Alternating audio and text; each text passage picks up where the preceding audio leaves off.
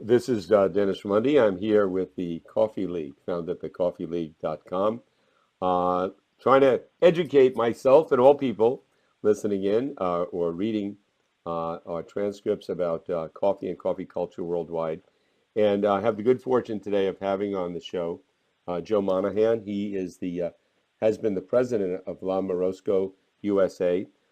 They produce some of the finest equipment in the world, very, very high-end producers of equipment to espresso machines and other, I assume, grinders and other equipment associated with coffee. They've been at this for many years, and they even have run a project not long ago to produce the ultimate espresso machine, I think back in 2007. But we're going to talk all about that. But Joe, thank you so very much for taking the time to speak with us today. You're welcome. Glad to be here. Now, let me ask you your own background. How did you get involved with La Marzocco? Well, I grew up here in the Seattle area, which during the starting back in the 70s and on up until even today is quite a hub for the specialty coffee industry.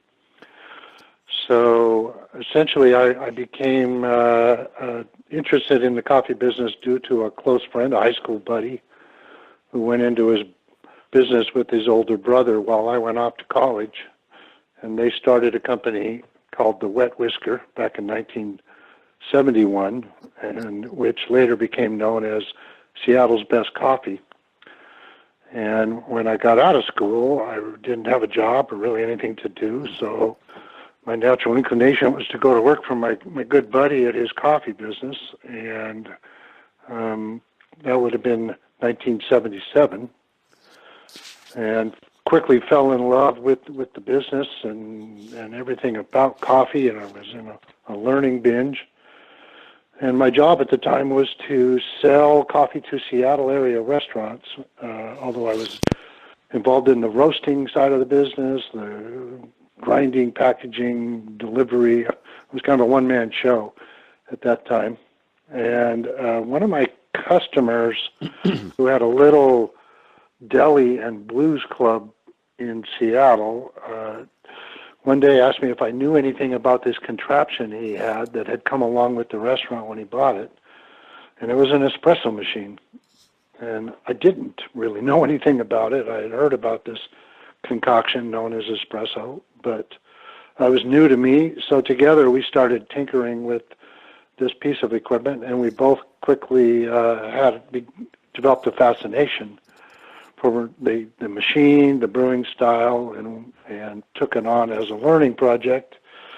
This man, Kent Bakke, who is currently the CEO of La Marzocco, he decided he wanted to try dabbling in the business of espresso machines, and managed to secure the importing rights for a couple of different brands of machines out of Italy for the Seattle area, and one of them happened to be La Marzocco. And while he was able to manage to import literally a 2 or 3 machines, he needed a little help selling them, and me being in the business of working with the Seattle coffee scene, we worked together and managed to sell a few of his machines, and he would bring in a couple of more, and we managed to sell them. And by 1980, it was clear that there was a growing need and demand, and I decided to join up with him. And we've been doing it ever since. So at that time, by the way, La Marzocco, I read, started in 1927 in Italy. And so espresso machines have been around for a long time, and they've evolved. Back when you got involved, back in the late 70s or whatever, specialty coffee was maybe just beginning with Pete's and some others even in the Seattle area.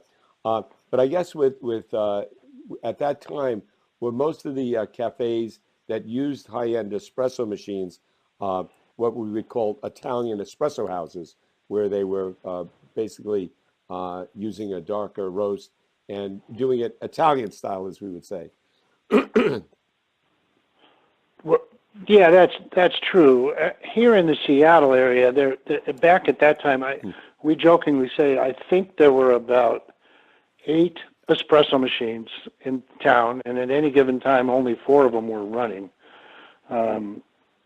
Really, what fueled the specialty coffee movement, as we now know it, actually started in Berkeley, California.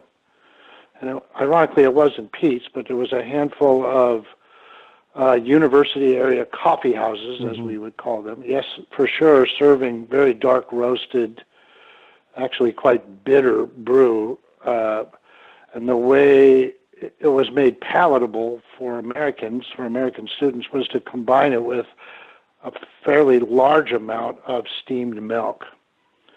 And at the time, the beverage was known as the café au lait. As things started, as the popularity grew, particularly in university areas of cities, and here in Seattle, it was the same thing. The beverage later turned into what we now know as the cafe latte. So Americans didn't really start drinking espresso-based beverages en masse until the popularity of a highly diluted espresso diluted with milk became the beverage of choice. And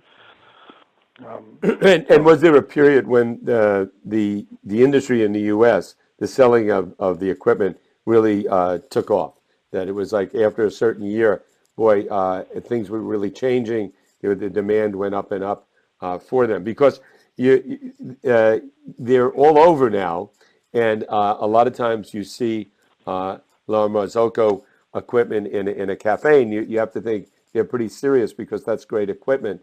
Was there a point that you remember in the 80s or whenever when the sales really started to skyrocket? Absolutely, yeah.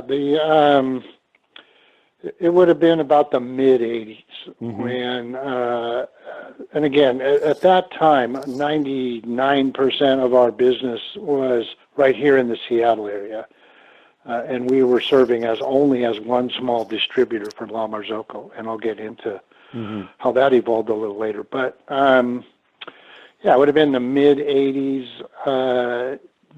There was several things kind of happening at the same time. One of which was the proliferation of the street corner espresso cart, which was a phenomenon that lasted about 10 years here in Seattle, but spread out other places. Relatively inexpensive way to get into a small business. Several local entrepreneurs would open up a little cart and stand and freeze to death, trying to serve a growing number of lattes at the time. And that fueled a lot of the growth in the business. It kind of started to go mainstream when a couple of other things happened. A Seattle-based retailer, Nordstrom department stores, which has since gone global, they decided to open espresso carts as part of their operation, and which mainstreamed it, and as well as eventually Starbucks obviously started to roll with the retail concept and the coffee house concept in the mid 80s, and for us that's when things really started. Now you had a contract at that time, I believe, with Starbucks, and we were making equipment for them. Was that right? Yeah, from about from the late 80s up to the early 2000s, La Marzocco was the exclusive machine supplier for Starbucks. Wow. Now, let me ask you about that, because it's all related, and that is the relationship of the equipment that you're producing, the espresso machines, the grinders, and the barista. And I know that you, La Marzocco, is very involved, or has been involved in seeing better baristas, because I believe you are one of the sponsors for many years anyway of the World Barista Championship. Is that right? Yeah, that's correct. And that's what I want to get into. You have this incredible equipment, and if you've ever gone and looked at La Marzocco machine in a nice cafe, it's like looking at a Rolls Royce. For me, I look at this stuff, I don't know a lot about it, just like I don't know a lot about Rolls Royces, but I'm thinking to myself, a lot of thinking went into this. And but how important it is, if you have this equipment, how important is it that the people using it are well trained, that you have high level baristas and not just some shoemaker using it? Well, it's totally inseparable. Right. The Italians have a kind of a colloquialism that they use, which they call the three M's, which the three M's, which are the formula for successful coffee brewing, and it's the M's stand for one, the macchina, which is the Italian word for machine or the espresso machine.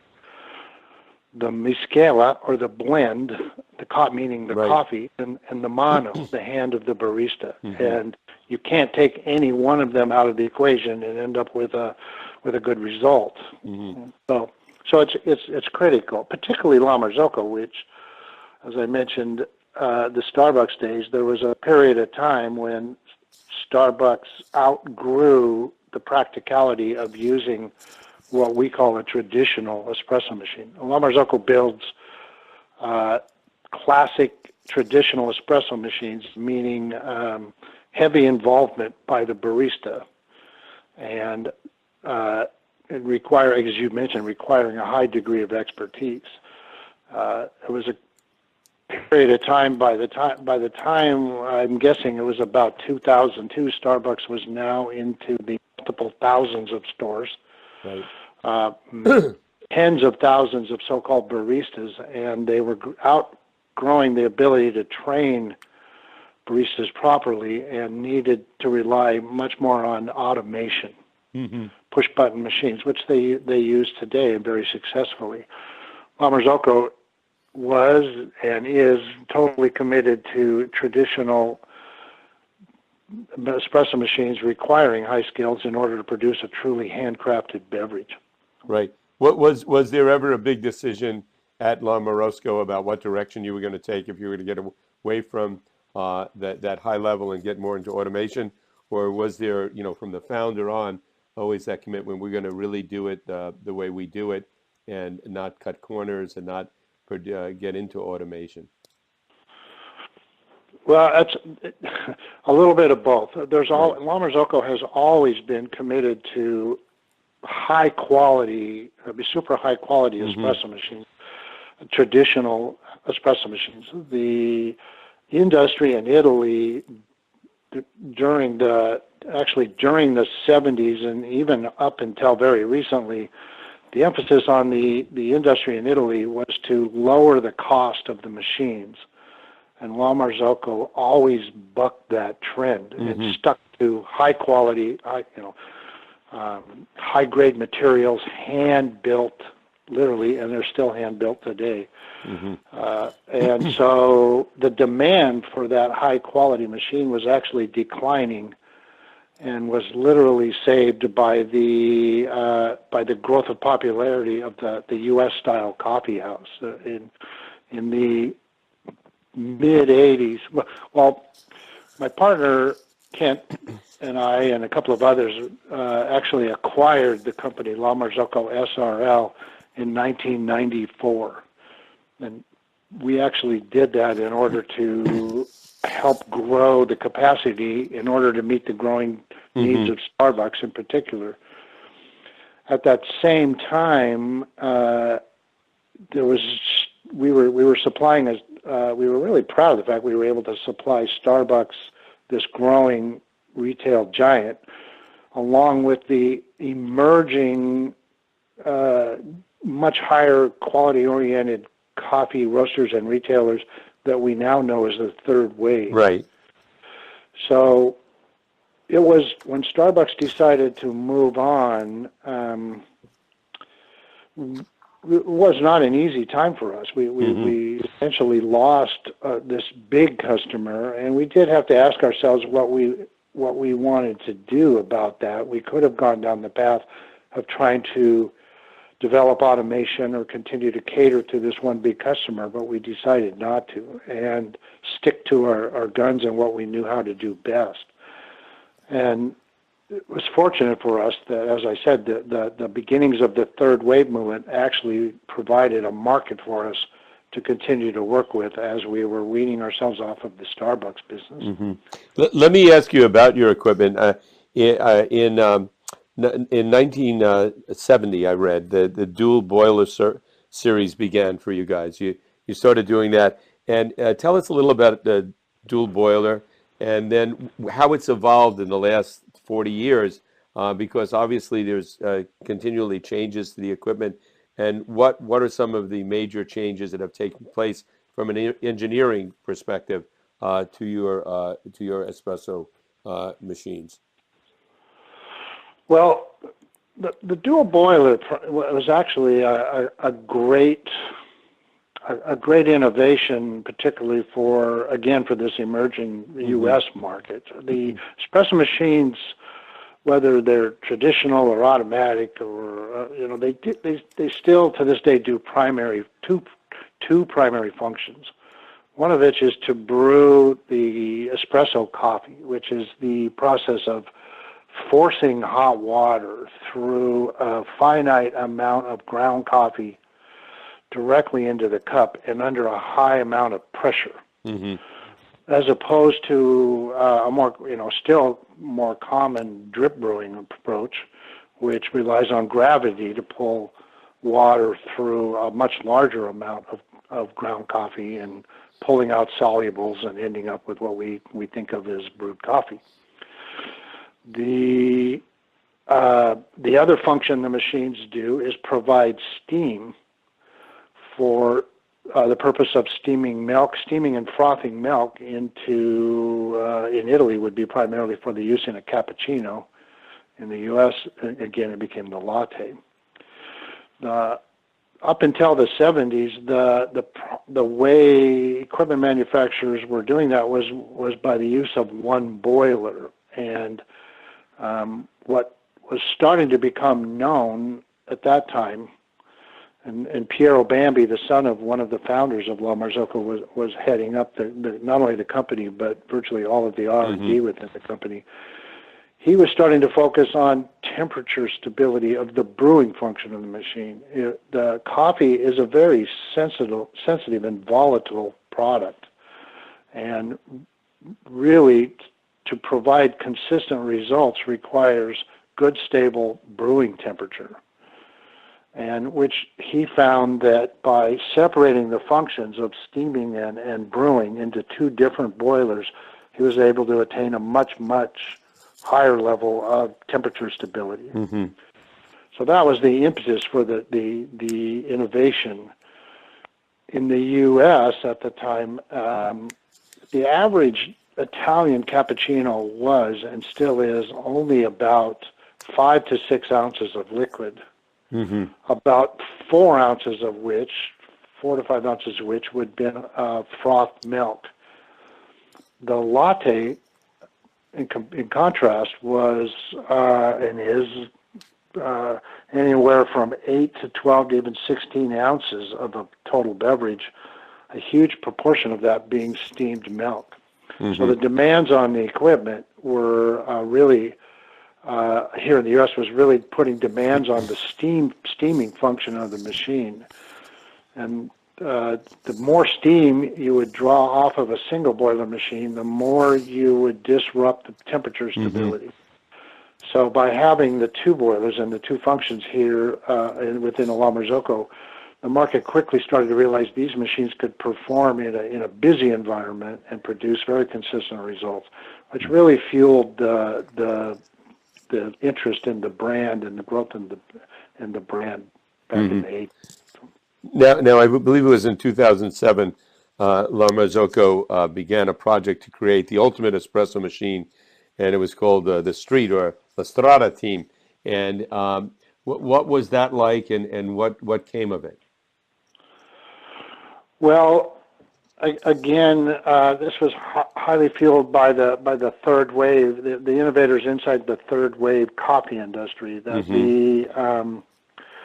there was a growing number of entrepreneurs, including Dwayne Sorensen from Stumptown and Doug Zell from Intelligentsia and numerous others that were pushing us on as manufacturers to make even better machines. And there was and still is this huge emphasis on just the perfect handcrafted beverage. And we were starting to learn that they were bringing. I mean, prior to that, we would develop equipment and take it to the market and hope that it was embraced, which and largely it was. But we found that in the mid 2000s, this growing skill and demand for precision. We were getting more feedback from the market. So we decided to take on an effort where we would truly listen to the market and try to develop a machine that the best we could met their growing demands. So we formed a group called the Street Team, and it was made up of barista, well-known and maybe not so well-known baristas from around the world, barista champions, entrepreneurs, and we collected their input and put our R&D team to work and came out with the Strata, which at the time truly was the ultimate espresso machine. Ultimate, by definition, is a moving target. Right. Things evolve. But at the time, yeah, we came out with a very sophisticated piece of equipment. What were some of the more innovative? us. What were some of the new and innovative things that were done that refined that machine that you already had to come up with this? Well, there was a few primary ones. There's a lot in the machine. As you said, we had two boilers, which was the foundation of La Marzocco as we knew it and knew it then. But espresso machines are measured in size and capacity by the number of groups they have, or a brewing station. So, and usually a cafe owner operator will try to match the size of machine they buy to the volume of business they're doing or that they anticipate doing. And the most popular machine started to become the 3-group machine. And in the Strata, we would take a 3-group machine and have 4 boilers in it. Each brewing group would have its own dedicated boiler. That allowed the operator to either work with different temperatures if they wanted, different pressures, and tailor each group to a coffee, or we could end up with more precision and consistency, even if they wanted to just dedicate all 3 boilers to the same brewing and the same coffee. So that was one big innovation. We also brought what's called pressure profiling, which, as I mentioned earlier, pressure is one of the big variables that is critical to espresso brewing. Whereas, as I mentioned, typically espresso is brewed somewhere around 120 pounds of pressure driving, forced through the ground coffee. Prior to that, the variables that a barista was able to work with would have included the coffee dose, how much ground coffee they use per cup, as an example, the fineness or coarseness of the coffee, the volume of liquid driven through the coffee, perhaps the amount of the ratio between coffee and milk. Those were pretty much limited to what the barista was limited to being able to manipulate. We found that there was a growing interest into better understanding the relationship between the pressure and the ground coffee. So the Strata also incorporated variable pressure, where the barista was able to manipulate the pressure during the extraction process, and also develop different profiles. So if they were a typical extraction on an espresso machine prior to that was essentially 9 bars or 122 pounds of pressure throughout the entire extraction process, which typically takes about 20 to 30 seconds. with the strata, they were able to vary that pressure during the extraction process. Now, we learned that varying the pressure had enormous impact on the extraction process. Sometimes good, sometimes not so good. It wasn't very well understood at the time. So we didn't pretend to really understand it either. We just built the tool that people could use to learn from. And then one other question I wanted to ask you. I recently interviewed Dale Harris. He's the current world barista champ out of England, and he was talking about equipment, and that equipment is going to become, as time goes on, more and more sophisticated, and that arguing why the equipment itself will never replace the barista, which makes sense to me, because no matter how good the equipment is, you'll always have chefs preparing food. And and when I go into a cafe, I always look for good equipment and a barista that really looks like he or she knows what they're doing and are enthusiastic and passionate about what they're doing. What do you see as the relationship between the equipment and the barista, and do you see it changing in the future? Well, it's constantly been changing. The cafe owner or the operator always has unique challenges. Going back to the Starbucks days, when the emerging third wavers were finding themselves having to compete with a growing number of Starbucks stores. And the primary way of competing was to present themselves as truly handcrafted beverages versus automated or more of a fast food style of operation that Starbucks was developing. So the way they did that was by using traditional equipment, highly trained baristas, and growing new clientele that appreciated this coffee as an art and a craft versus as just a product. So, but the challenge they face as these guys grow up, so to speak, is they're also having to try to develop profitable businesses. So I've seen some cycles over my 30 years where there's emphasis on things like temperature and pressure in order to create these beautiful beverages, but increased efficiency becomes a focus for them as they grow. So there's been kind of ebbs and flows over the years in the push for, I guess the best analogy would be,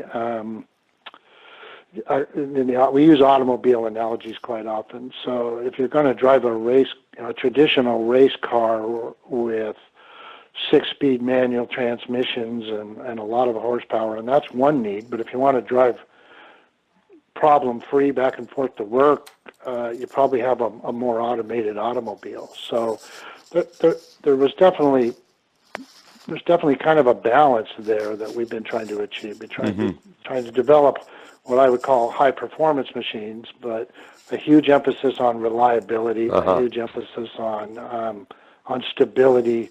Ergonomics is big. As baristas are standing there brewing, sometimes multiple hundreds, if not thousands of times, repeating motions, and so there's been a lot of demand for better ergonomics, machines that are just there's just a difference between a machine that is difficult to use and clumsy versus one that is easy and seamless. So there's a huge relationship between the barista and the machine.